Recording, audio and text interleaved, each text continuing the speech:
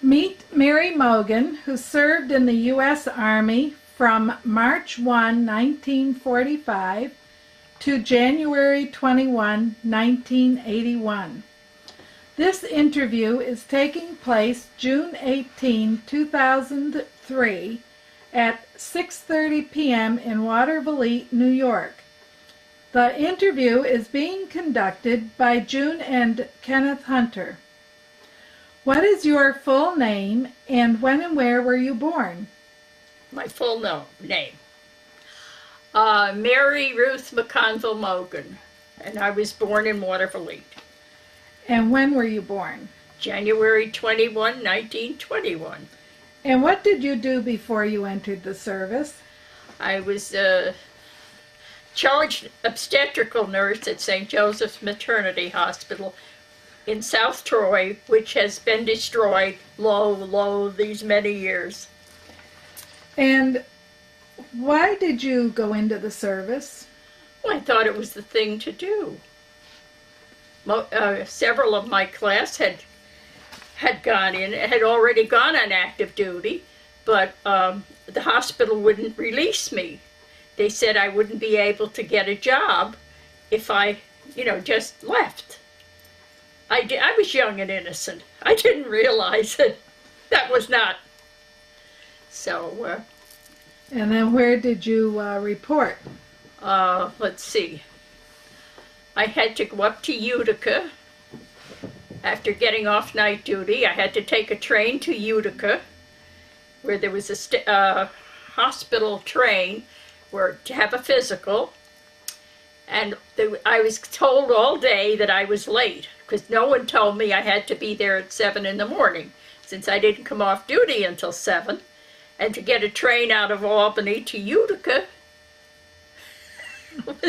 and who had an automobile in 43 that would buzz up to Utica? And so I had my physical. I am nearsighted, and the physician who was examining my eyes didn't know if I could pass or not. And he was a very short physician who had to stand on a box to examine my eyes. And I kept thinking, I don't think this man is 5 feet tall. And if he can pass, why can't I? But I didn't say anything. So I went, after they finished with me, I took the train back because I had to work that night. And then I heard again from the Red Cross, because all of us, while we were still in School of Nursing that were interested in going on into the service, had joined the Red Cross, so that was the way to get in the service at that time. And I heard from the Red Cross that I had passed and that I would be getting a letter from the Army Nurse Corps. And so I did. I got a letter from the Army Nurse Corps with oath of office, and as soon as that was registered and and sent in to them, then I would get my orders. So I inquired where I would register this paper, and was told to go over to Troy to the courthouse. So I took my oath of office over there. They registered it. I've never checked on it. And sent it into Washington, and got practically return mail telling me to report to Fort Dix on the 1st of March. When you reported to Fort Dix, were you given any rank, second lieutenant? Or? Not until our basic training was over. Okay, well, tell us about the basic training. People like to hear what you had to experience. I think the things that stand out is that we were all living in two-story buildings that we had to keep clean. For many of folks, it was our members were various ages and professional experience, and for some it was very difficult to be living in such a regimented fashion, because they had been out of school for quite a while and had good positions and were used to living in their own apartments. I hadn't had that pleasure. And, you know, I mean, you marched every place. I think the thing that's most outstanding for me was they wanted us to chew gum when we were marching, and my mother had never allowed us to chew gum, so I couldn't chew gum. And the other thing that was outstanding was when finally came payday, and we went to this large building, and we got paid, and then we had to pay them back. Because it was a lot of money. I forget how much it was, but it seemed like a lot of money at the time, at the end of a month. But, you know, you paid out for your meals, and you paid for this, and you paid for that. You didn't have much left. But we, there were several of us that sent to Mason General Hospital, which was a relatively new facility. It was a state hospital, 2 buildings. One very large, multi-story, and one not as large. They were a mile apart. And the nurses who'd had psychiatric experience, either as students or after as graduates, were the ones that were selected to go. And all of the nurses who were graduates of New York State schools had psychiatric experience. This was not true of the nurses from other states. So I learned a little bit of nursing education that time. And so we went to Mason General, and it was an interesting facility because we had all kinds of psychiatric patients and treatment. We were getting them from still getting them in from Europe, getting some that were stationed in Africa, the ambulances would go down to the boats or ships, about every week, and they would bring back patients. Some patients we would keep, and other patients would be sent out on other trains so that they would get closer to home. Let's see, we did electric shock there, and we did various treatments. We had a German protected prisoner of war floor they were cared for by their own people, and we had one floor that was Italian prisoners of war, and they were taken care of. They were not our direct nursing responsibility.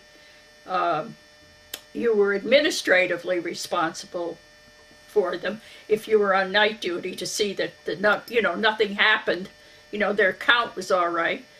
Occasionally they had a mishap.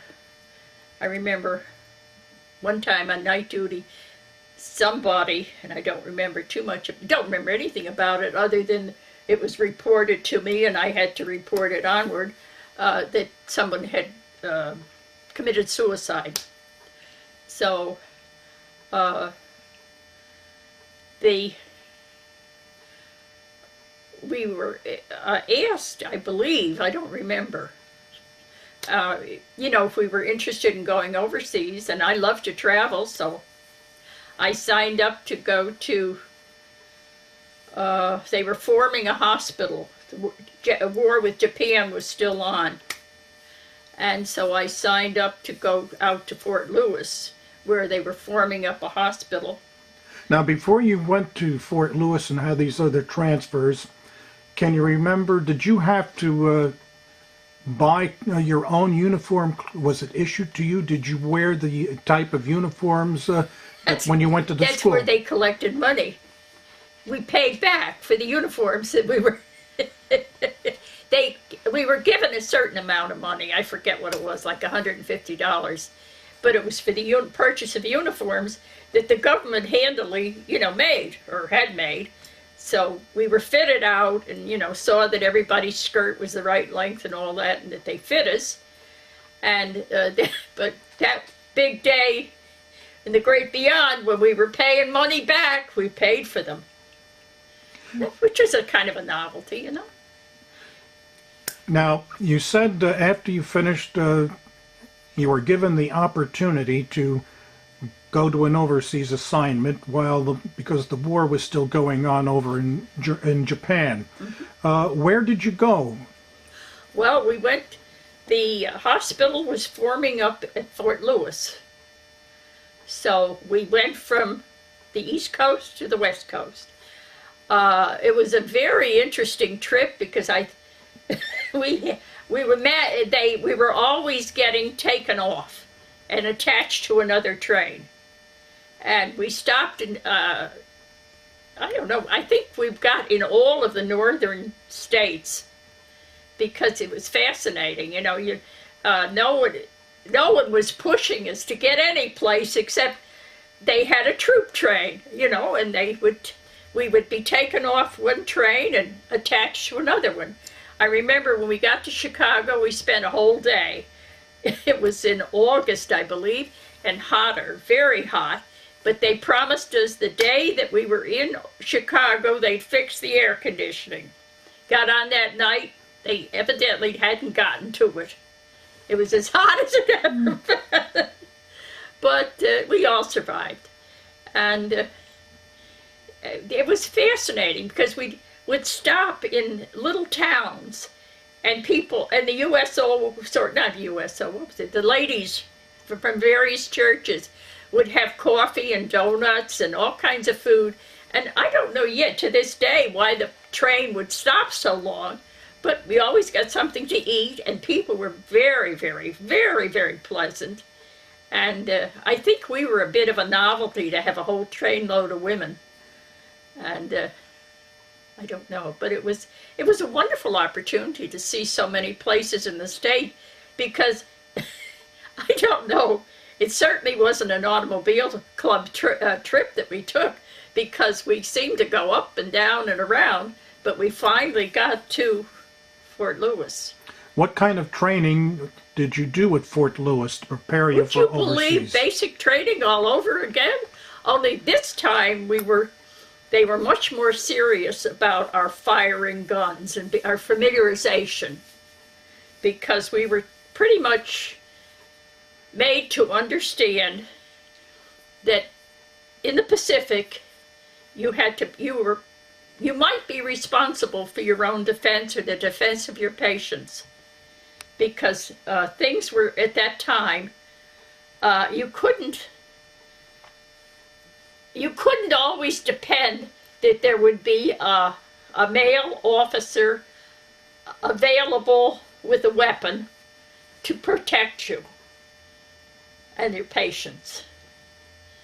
But fortunately or unfortunately, the war with Japan was over before we left.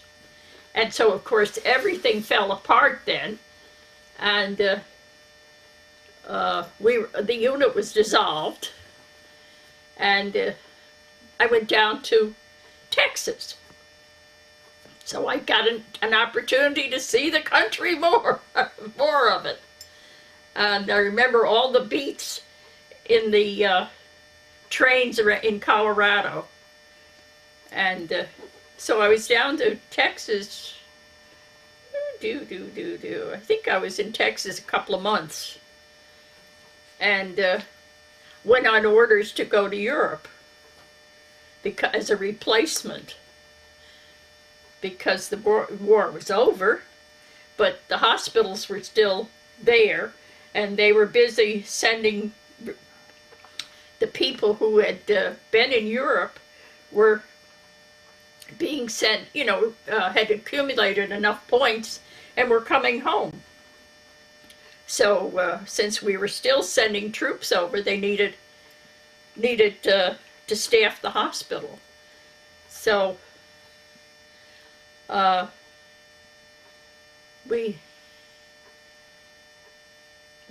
it was in December that I got orders, and you're a good girl now. And so I remember going into San Antonio on my day off and spending all my money for Christmas gifts to send home. And then I got orders that I was going to go to Europe by way of someplace, and so I didn't have any money to get a ticket. So I had to telephoned my sister, and my sister telephoned my mother. I wanted to surprise mother because she was going to be with my sister for Christmas. And so my mother got the message that I needed some money, and at the time the gentleman over here on the corner, Mr. Cummings, who, happy memory, she called him and wondered, oh, why did I need money? She thought I was working. What? And he said, and why would I need to pay for a trip? So he reassured her that probably it was just something that I had used up too much money and was, not to worry. So mother sent me the money, and I came up to Long Island for Christmas that year, and had the nicest gifts. I remember they were beautiful, because they had wrapped them up so gorgeously. We went to, what's the store in Texas it has a catalog? Nordstrom? No. They put out this They put out this expensive catalog at Christmas, $2,000 Oh. his and her cards and things. Hammaker, Schlammaker, or No, something? that's well, anyway, but they really did themselves proud with the wrapping of stuff. So then I came back, and we were coming back and had chicken salad sandwiches. Now, chicken salad sandwiches, you shouldn't be carrying on a sleeper car, not when the heat's on, because it's a sure cure for. We had, my friend and I picked up in Philadelphia, and we ate the sandwiches, and we're up all night. It was apparently a little salmonella had gotten into the turkey or something. So we weren't very good nurses. We weren't too sharp on that. Sanitation was not a high point. So never thought of what the problem was, and we just kept missing each other as we got up. She was on the upper bunk and I was in the lower one. Oh God, help us and save us. So anyway, we went to. They sent us. We went down to South Carolina from Texas. You come over the southern route and up. And it was snowing. We were in a deuce and a half, a nice open deuce and a half from the train station. Snow was coming down, and the people that had not seen snow before thought it was beautiful. And to a dumb Yankee, there wasn't anything beautiful about wet snow. It was wet snow. But anyway, we went from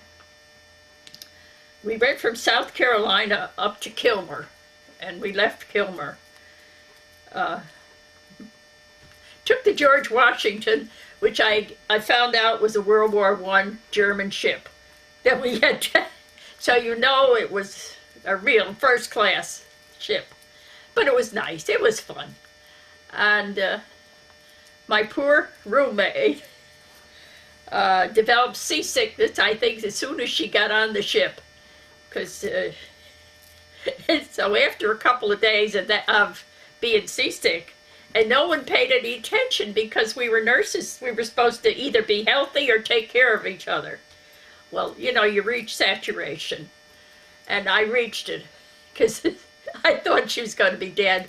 So I carried her, believe it or not. I was able to carry her. The firemen, carry. And brought her to sick bay and parked her in a hammock there and said, this is it. This woman is sick. She's seasick and she's not holding anything down, and I am tired of buckets. So she's yours until she's. So we never saw her again until the White Cliffs of Dover were right on the view. And then she came up. But the poor soul was, she said, I'm never going back by ship. Oh, I've never seen anyone sicker than she was. Oh, the poor. She had big brown eyes, and that's all she was big eyes. And so we landed at Le Havre.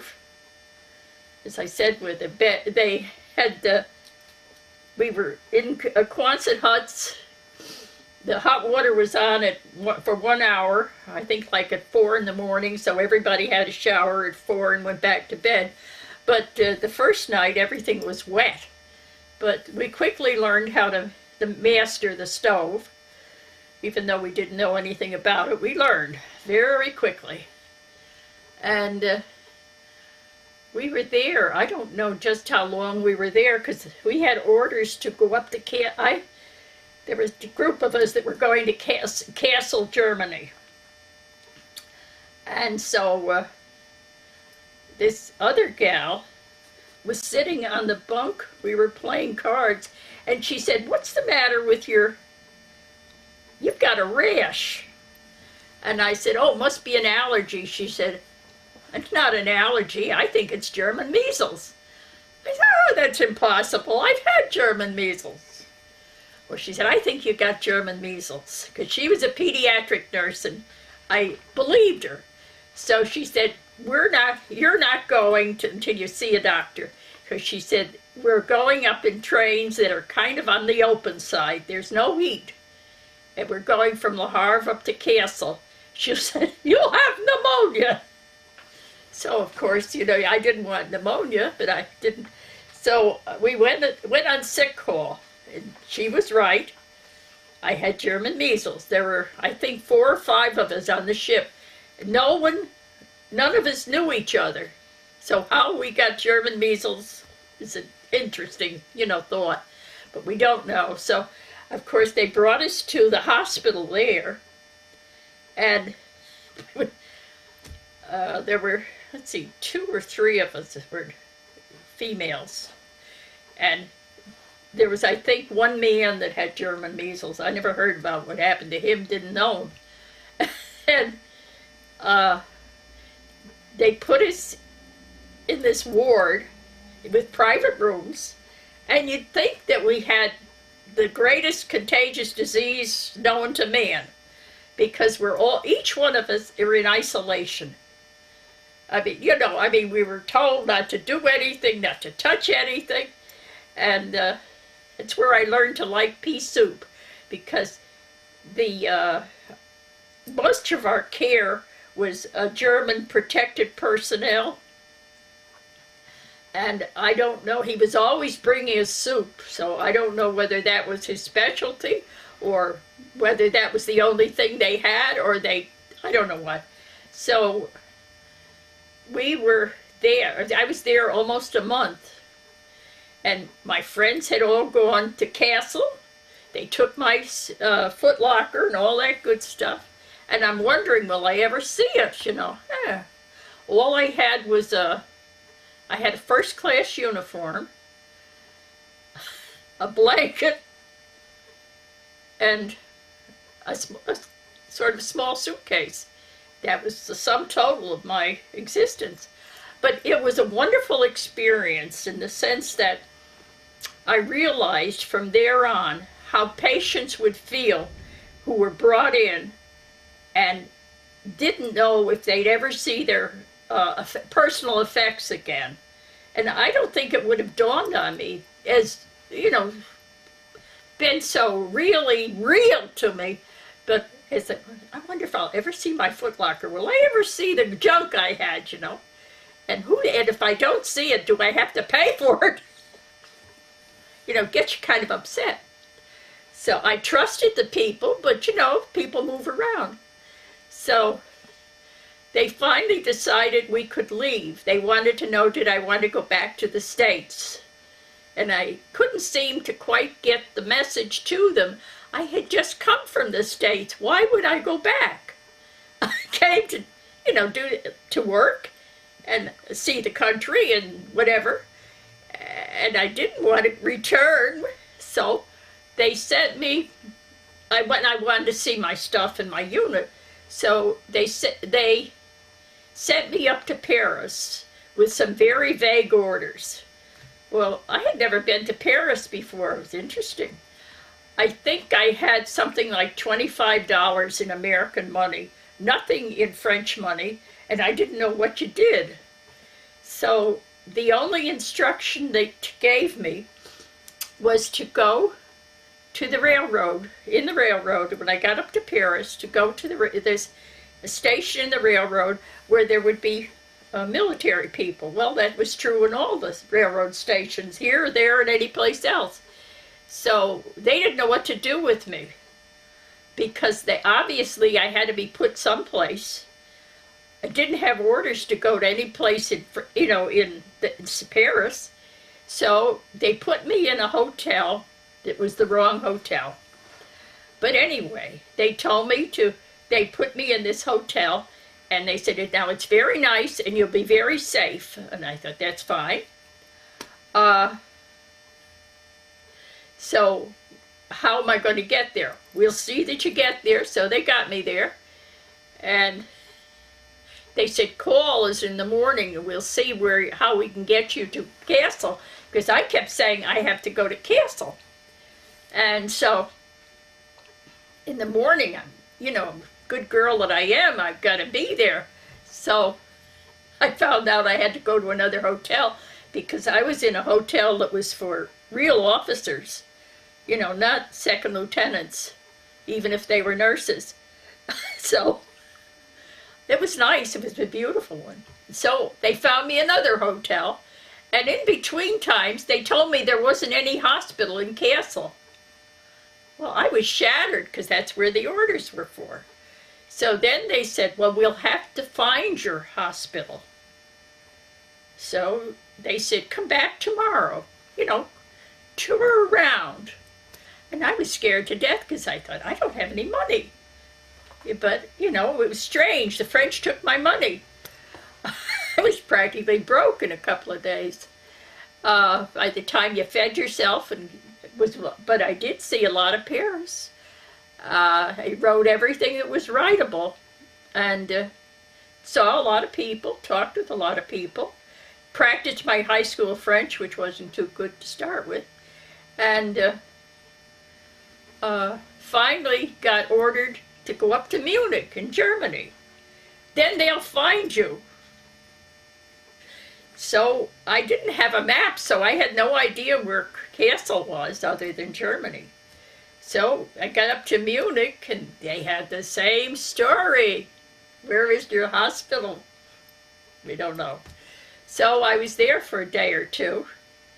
And I was now a traveler, I had learned to manage. I had also learned to get some free food. And so then they sent me down they finally figured out where the hospital was. So they sent me down to Passau, which is way down at the end of Bavaria, right before Austria. There are 3 rivers that come together there. And it was a really old historical place. So I'm on the train, I'm going to Passau. I have no idea where Passau is, because nowhere could I get a map. I should have called the auto club, So, got to Passau, and hooray! Somebody met me. This sergeant met me with an ambulance, and he said, welcome. Oh, I said, gee, that's great. He said, we're moving. I said, oh no. I said, what about my stuff? He said, you have good friends. They've taken care of your stuff, and it hasn't been unpacked because you haven't arrived yet. And he said, we'll be moving in about a week or 2. So he said, don't get too settled. So and he wanted to know if I'd eaten, and I said, no, but I wasn't hungry. So he gave me some candy bars. I found everyone always had a supply of candy, and I like it, so we ate it, and we proceeded to go from Munich down to and he took me to the hospital, or we were on the train, took me from the train, and we went to the hospital, and everybody was real happy to see me, And they, glad you finally got here, and we're moving. So we were in a German hospital, but we were vacating shortly, and it was really rough in Passau. In that it was frightening once the daylight came out, and you found out, that you weren't supposed to be out on the street. You shouldn't go this, there, and someplace else, and that our dressings and our food that we threw away was being used by the local people because they were in sad straits. So we went from Passau to Regensburg, which is a little bit bigger, but a beautiful spot. Again, we're still in Bavaria. And I was in Bavaria for quite a while. I got to like it. It was a beautiful country. And, but you had to be careful with, there was some real tense feelings. Not quite as bad in some ways as it is today, but it's reminiscent of the way people felt. And tried to learn a little German, but didn't succeed too well. So where did I go next? Let's see, Regensburg. Where did I go next? Wiesbaden. Went from Regensburg to Wiesbaden, lost a pair of shoes in transit. I never knew what happened to them, but I trust somebody got them that needed them more than I did. And Wiesbaden was a Luftwaffe hospital. And again, the Luftwaffe was the German Air Force. Yes. And I'm on the psychiatric department. I seem to do psychiatric nursing frequently. I don't know if it was a reflection of me or what, but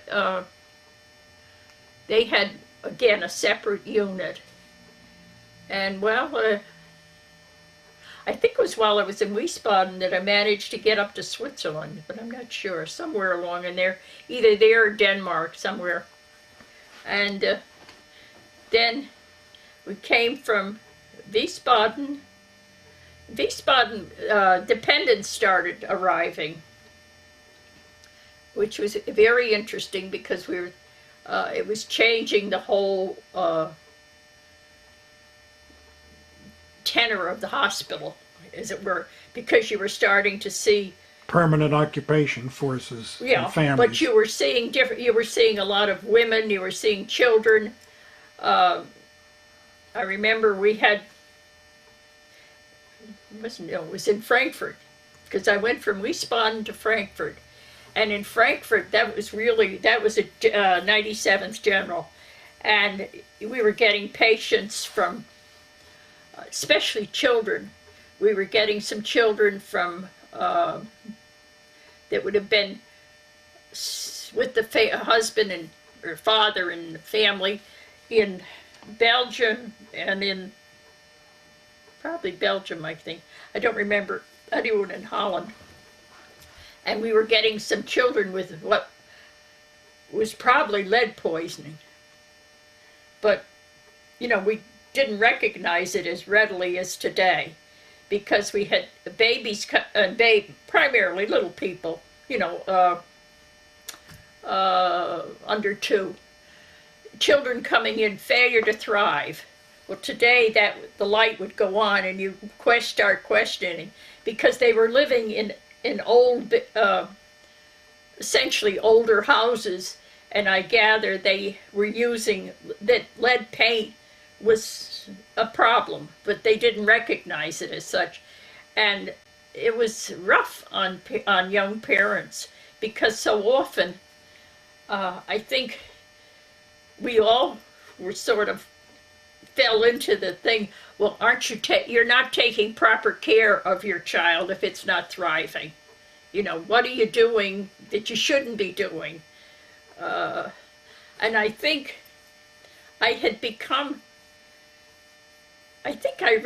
there is where I really started to think more about, well, I think when I go home, I'm really going to look at this public health bit.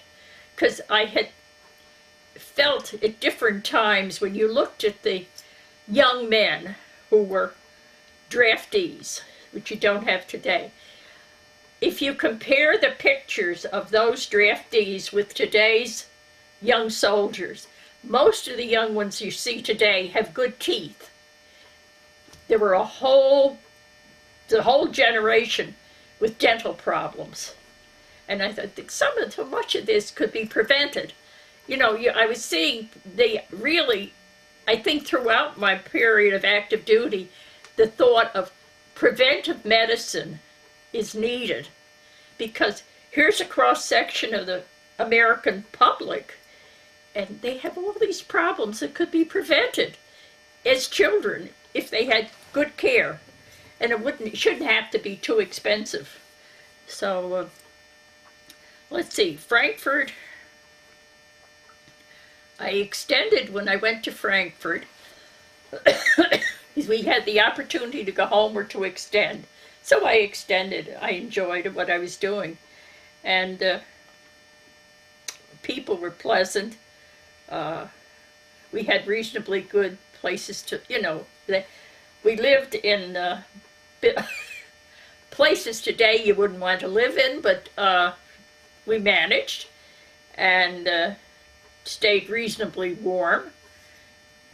We did not wear white uniforms, which was a blessing, because we had a brown and white seersucker that was much easier to live with than a starched white uniform. You starched it, but white is just attracts dirt. But so people were generally very good to us. I think there was a good spirit about what was going on, and everyone was trying. And you were seeing so many communicable diseases you wouldn't see if you stayed at home.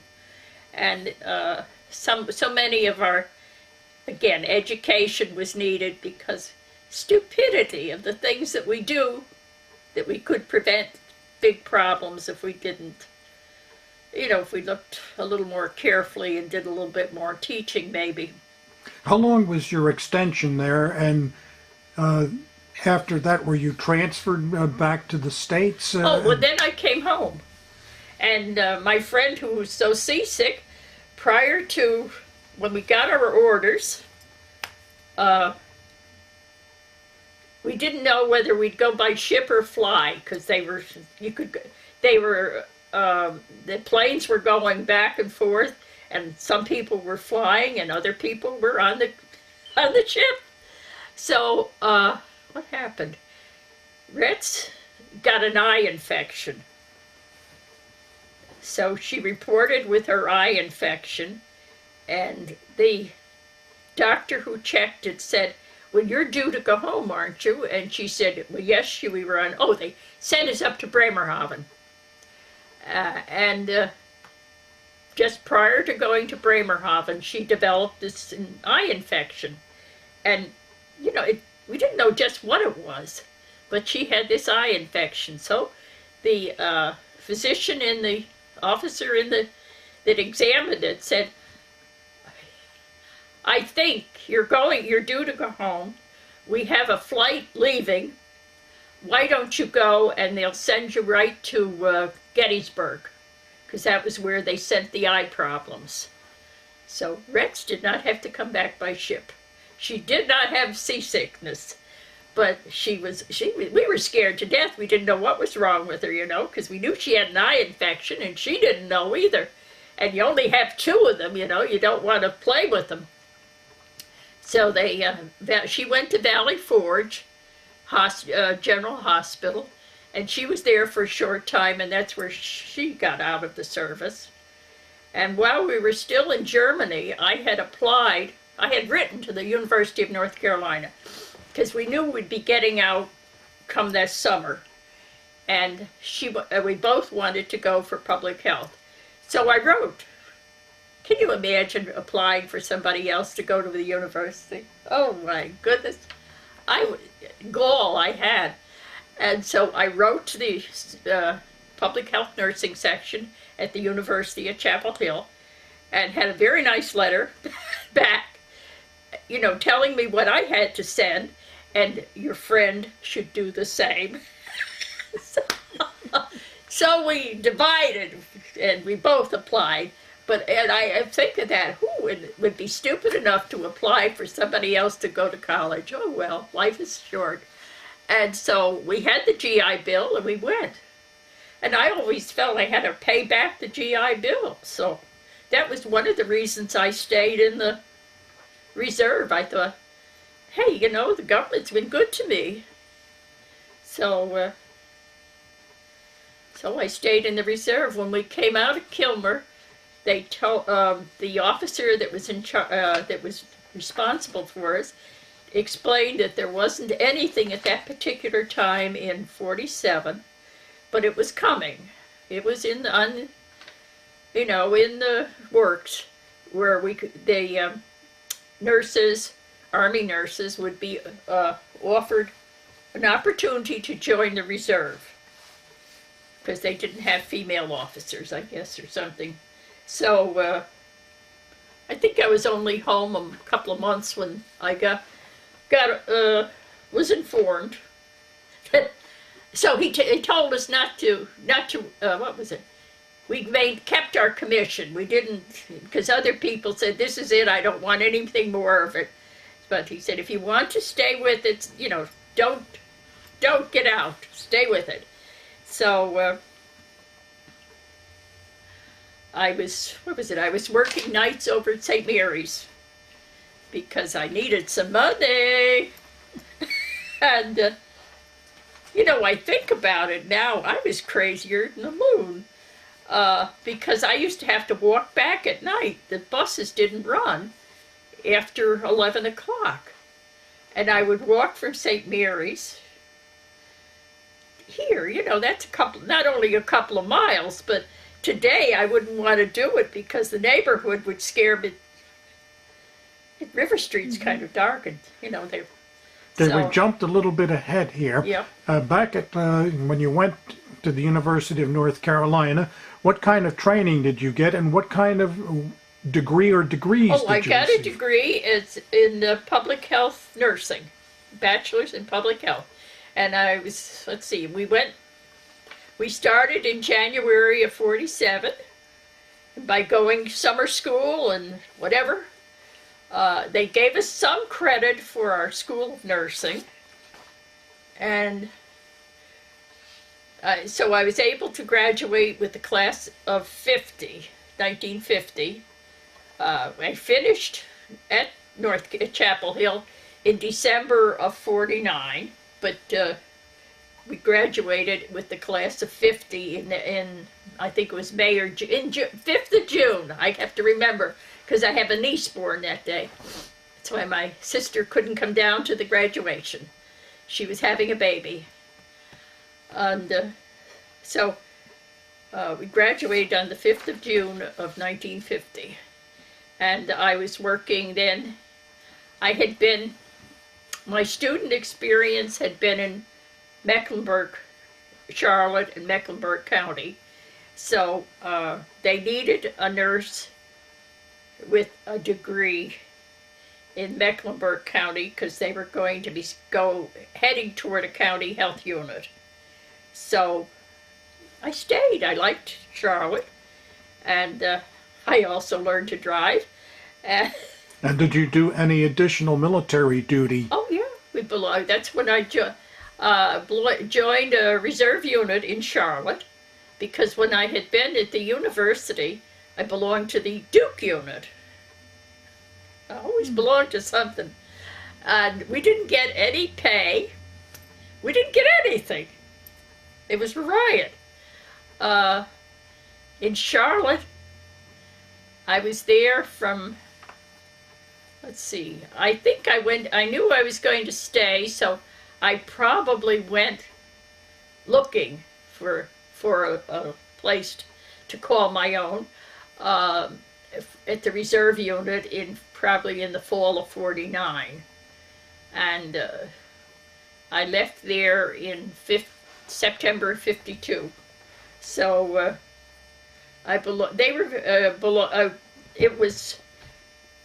it was a unit that part of it was up in the mountains and part of it was in Charlotte. Didn't know that until we had 2 weeks active duty. We thought we were it until we got down to Bragg and found out that we were part of a little bit bigger unit from Asheville. And they were very nice to us. And we got paid. It was a novelty. 2 weeks active duty and Monday. So, let's see. And I went from there. We were married my husband and I were married in Charlotte. And we went to Memphis. And he had a malignancy. It was supposedly dormant at the time, but it wasn't. And he was a physician in charge of the outpatient department. So we were living in Memphis, and I was looking for a job with the visiting nurses because they were starting up a visiting nurse service there, and I thought that sounds pretty good. I'll try that. And so of course he died. They were very kind to us at the VA hospital, and we got the funeral and everything over with, and then I came back north with my sister because she had a new baby, Betsy, and she had two that were a little bit older, and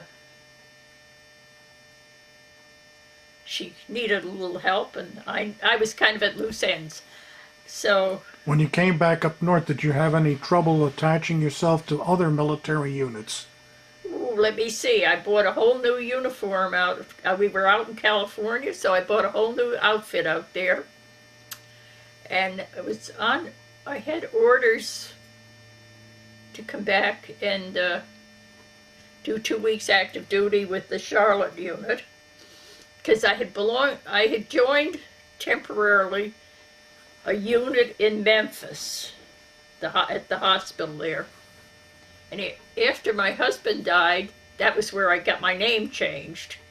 That's quite an involved process to get your name changed in the military.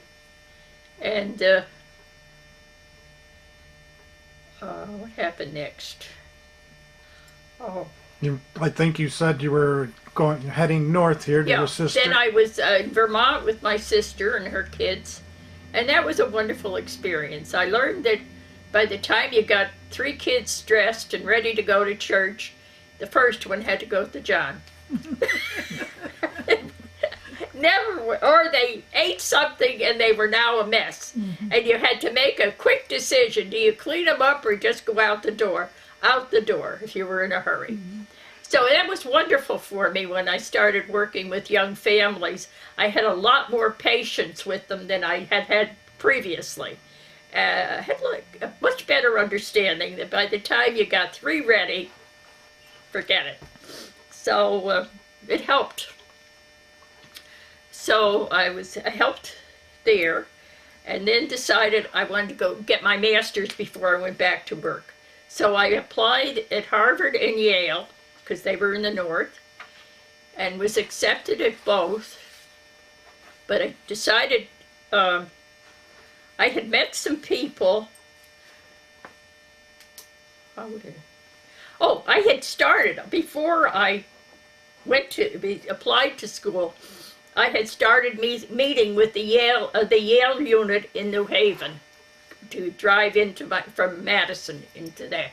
So some of the people that were in the unit were at Yale. Eric Mood especially. He was in environmental health, which I was not in, but he was a very nice man.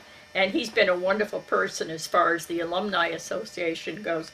And so I did my master's there and realized if I wanted to get involved in nursing education, I needed some experience in, at that time, what we called a voluntary agency. I'd been in an official agency in Mecklenburg County and in Charlotte City. So I went to Waterbury, to the visiting nurses there, and stayed there, 54, 55, until 57 when I came over to New York State. And I remember saying to the director that I wanted to go someplace where there wasn't a lot of snow. I went to Rome, New York. And if you know Rome, New York, you know it's in the snow belt. But there was a good reserve unit there in Utica, so I was with that unit for quite a while. Did you notice any difference, changes in the kind of medical treatment from when you first started until this period of time? Any improvements in how they handle things? Well, I was in public health, and probably my only real contact with hospital people was through the reserve unit. And in Utica, many of them were at the state psychiatric unit, and I had always respected the kind of care that patients received in the psychiatric hospitals upstate. They were never as crowded as they were downstate. Downstate, they were terribly crowded, and it was distressing to see how crowded they were downstate. Where upstate, I thought the care was better, there wasn't the crowding, the people who worked in the hospitals it was a family thing, because whole families had worked in the psychiatric hospital, and most of the time I thought they gave excellent care. I don't know, it was just quite different. But downstate, it was so crowded that you felt so intensely sorry for the patients, because how could you, when they were crowded in so, how could you do much individual care? And then at that point in time, patients who did not have families and were chronically ill went upstate from downstate, because of course they stayed longer, so they sent them upstate. One thing we've neglected here, our viewers here don't know that you ended up with the rank of colonel. Can you remember your feelings when you received that high rank? I never thought I used to claim when I came back from overseas, way back, I claimed that we were the longest rank. Let's see, how was it?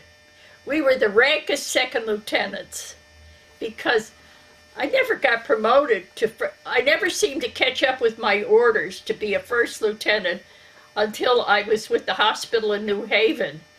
And we had a wonderful advisor who would look at our records, and he said, "Mary, you're supposed to be a first lieutenant."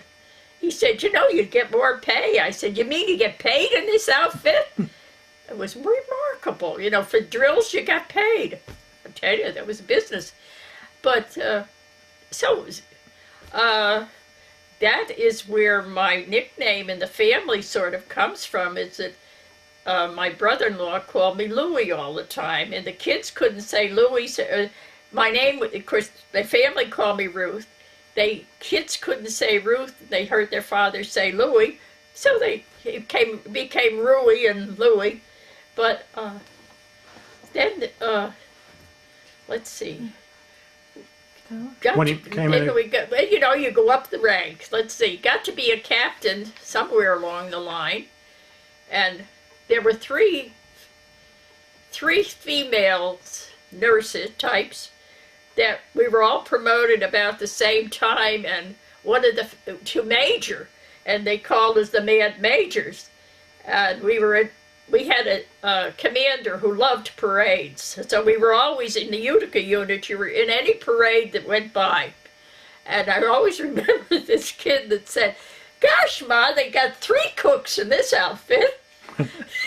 That's the 3 of us they saw And he thought we were the cooks. Little did he know that I could not boil water and not burn it.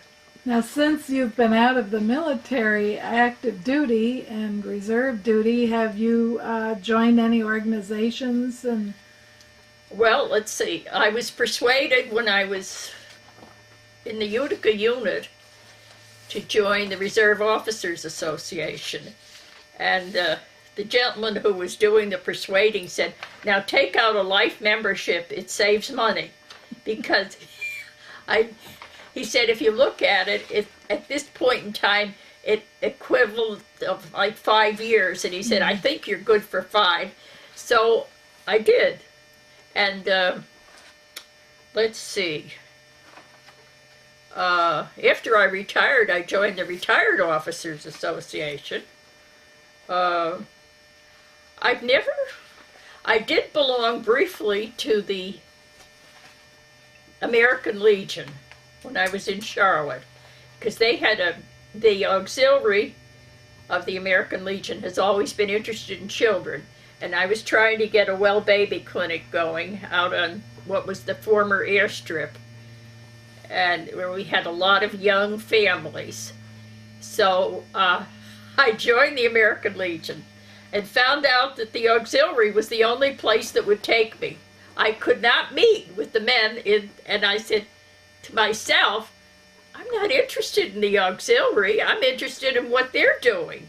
Now, Well, I know, Mary, that your service to those who themselves have been in the service is tremendous, because you have sort of avoiding it, but you are involved with the Retired Services Office at the Watervliet Arsenal. Yes, we set that up 10 years ago in 1993. And what kind of things do you do? I understand you will help people who have problems with pay and benefits. Pay and benefits and divorce problems, custodial problems. I never knew that I've learned a lot about divorce in the military. It's too late for me, but it's you try to help people. I think the last 10 years I have learned a great deal. You've seen some changes, and I know that one of the greatest things that has come back is the TRICARE for Life program, TRICARE for Life is fabulous. where the servicemen are now being given the things that they had been promised when they went into the service, and that were taken away and now are come back. I think I'm a little bit concerned. I'm not more than a little bit. I'm very chagrined that you have to serve so much time on continuous time on active duty before you're eligible for the VA. This really is unless you've had a service-connected disability. If you've been wounded, you're in. But other than that, it's hard to get in the VA. They don't have the money, I guess. Congress hasn't appropriated the money that they should be getting because they've downsized that constantly. And there's also a possible problem that's not a new problem, but it's only new for the rest of us to be aware of, is that there may be some restrictions depending on how much active duty you've had as to whether you can be buried in a VA cemetery. okay, well, I want to thank you for this interview. But I just keep on talking, you know that. But we could discuss many more issues here with you, and we thank you for your interview. Thank you very much, Mary. Well, you're welcome. I know I talk too much.